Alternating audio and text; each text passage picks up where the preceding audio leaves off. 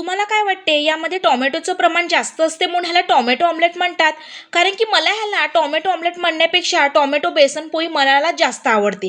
पण हे छोट्या बुकेसाठी आणि जर आपली मुलं टोमॅटो खात नसतील तर हा पर्याय ठीक आहे. चला तर मग छान असे मी 2 टोमॅटो कट करून घेतले. मिक्सरच्या भांड्यात टाकून त्यात 1 मिरची, लसणाच्या 5 ते 6 पाकळ्या, कोथिंबीर न घेता इथे मी कोथिंबीरचे दांडे घेतलेले आहेत आणि ह्याची पेस्ट करून मी एका पातेल्यात काढून घेतली. मग त्यात अर्धी वाटी रवा, 1 वाटी बेसन, बारीक चॉप केला कांदा, बारीक चॉप केला टोमॅटो आणि कोथिंबीर टाकून हळद, मसाला, गरम मसाला, चवीनुसार मीठ, मॅगी मसाला टाकून थोडं थोडं पाणी घालून ना जास्त जाड ना जास्त पातळ असं बॅटर तयार केलं. मग गॅसवर तवा ठेवून त्यात थोडंसं तेल घातलं आणि हे बॅटर तव्यावर टाकून थोडं थोडं असं चमच्याच्या साहाय्याने पसरवून घेतलं. मग 5 मिनिटासाठी मंद गॅसवरती झाकून ठेवलं. 5 मिनिटांनी दुसरी बाजू मी पलटून घेतली आणि ती सुद्धा खरपूस भाजून घेतली. टेस्टी असं तयार आहे आता आपलं हे. आता हे सगळं ह्याला टोमॅटो ऑमलेट म्हणतात म्हणून आपण सुद्धा ह्याला टोमॅटो ऑमलेटच म्हणूया.